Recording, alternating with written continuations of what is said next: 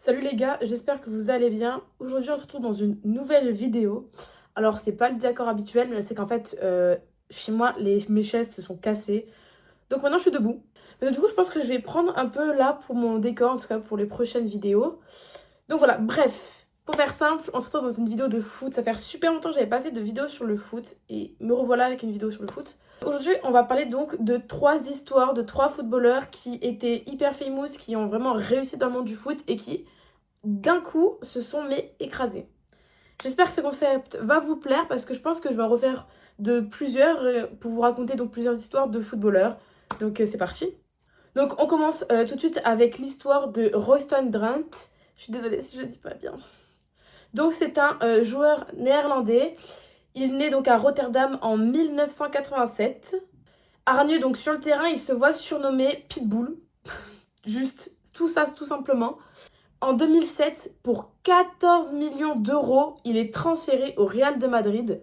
Et en 2012, soit 5 ans après sa signature, il est d'abord prêté au club Hercules de Alicante, puis à Everton.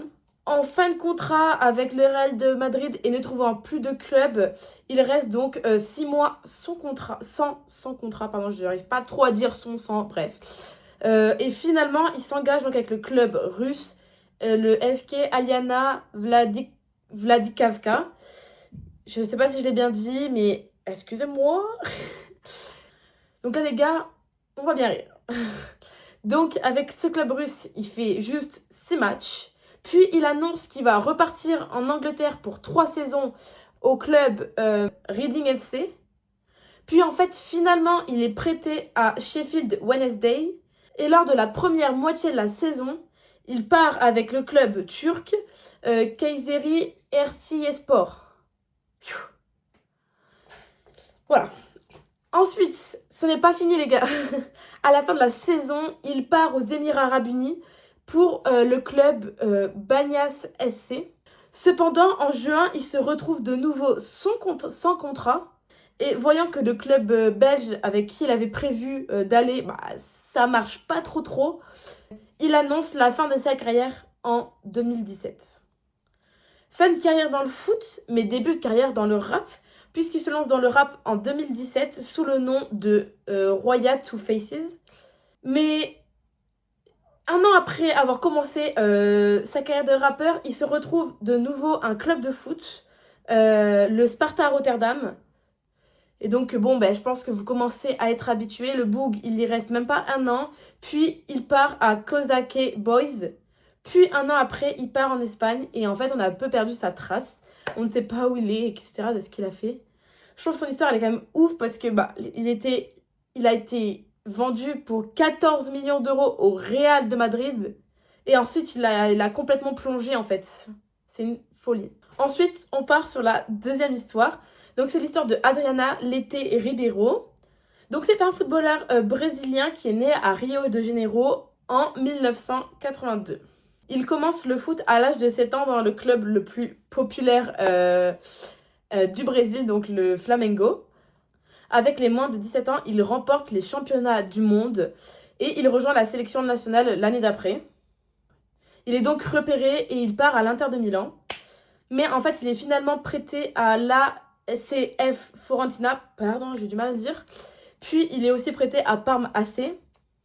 Donc, après que l'Inter, il ait laissé sa star Ronaldo partir, le jeune joueur revient donc à l'Inter. Il forme un super duo avec Christian Vieri et en 2005, l'Inter est championne d'Italie. Adriano, il devient surnommé l'empereur par la presse et par les supporters. Cependant, il va commencer à alterner entre des phases en fait. C'est-à-dire qu'il va avoir des bonnes périodes et des mauvaises périodes. Et ça va vraiment s'alterner. Mais quand c'est des bonnes périodes, c'est des très bonnes périodes. Et quand c'est des mauvaises périodes, c'est des très mauvaises périodes. C'est qu'il va plus marquer de but, qu'il va plus servir à rien en fait sur le terrain.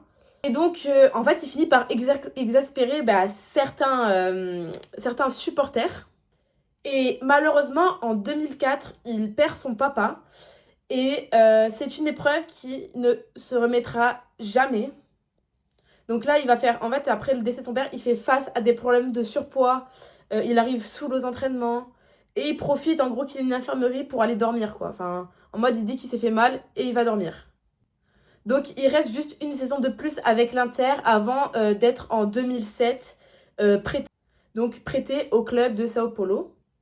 Et aux côtés de José Mourinho, il gagne sa confiance, mais malheureusement, il la perd très très vite, puisque Adriano préfère aller en boîte, donc l'Inter, il décide de se séparer définitivement de lui. De plus, il n'arrive même pas à retrouver son niveau qu'il avait avant, et donc le 10 avril 2009, il met en pause sa carrière, parce que, je cite, qu'il n'avait plus la joie de jouer. Cependant, le 1er mai 2009, soit genre un mois après, il signe avec Flamengo. Et au début, ça commence pas bien parce qu'il commence par sécher des entraînements. Sauf qu'en fait, il se remet à fond dans le foot. Et en fait, ça marche puisque en 20 matchs, il marque environ 13 buts. Et donc, en 2010, il va signer pour l'AS Roma. Cependant, après seulement un an, à cause d'écart de conduite, le club décide de se séparer du joueur. Donc bon, finalement, pour lui, le football européen, c'est fini. Il décide de repartir au Brésil, sauf qu'il se blesse.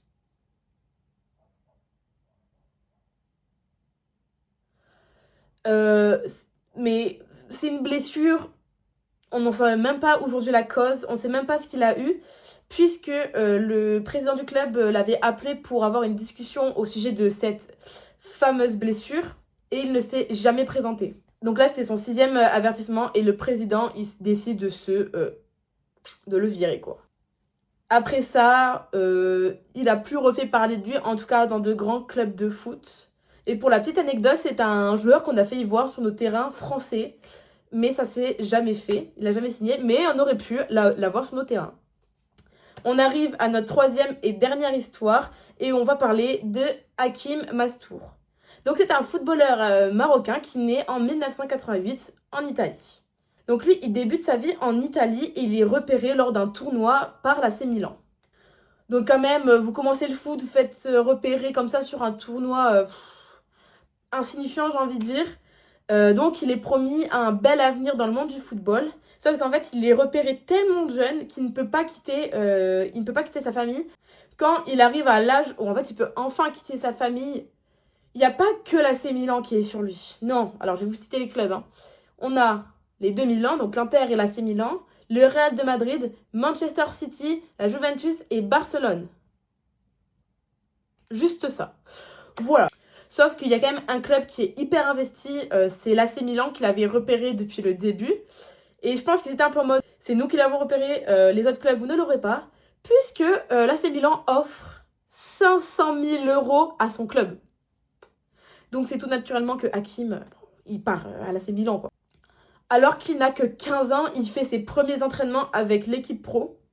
Et à 16 ans, il signe son premier contrat pro et il joue avec l'équipe première.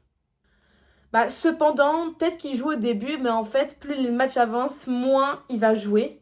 Et donc, le club décide de le envoie donc en prêt de 2 ans avec option d'achat au club de Malaga CF. Là-bas, il va jouer au total un match. Donc le club, Malaga, il casse le prêt.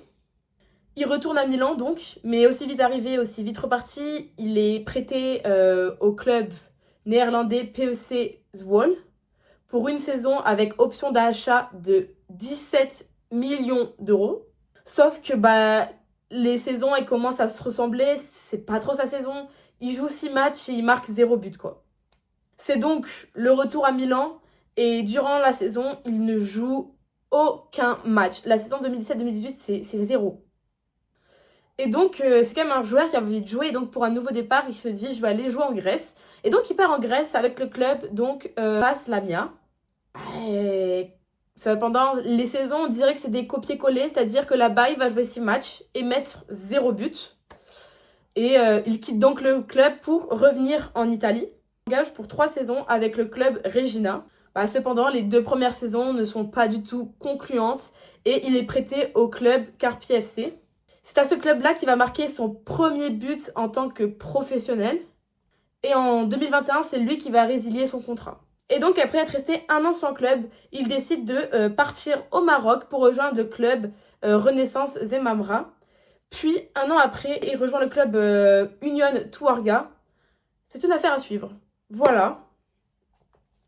J'espère que cette vidéo vous aura plu, que vous avez bien aimé le concept en fait de parler donc de 3 histoires de joueurs qui avaient tout pour réussir et qui finalement n'ont pas si bien réussi alors qu'ils avaient un avenir quand même plutôt bien dessiné devant eux. Donc voilà, dites-moi ce que vous en avez pensé, il me tarde de savoir. Moi je vous fais des gros bisous et je vous dis à mercredi prochain pour une vidéo. Bisous!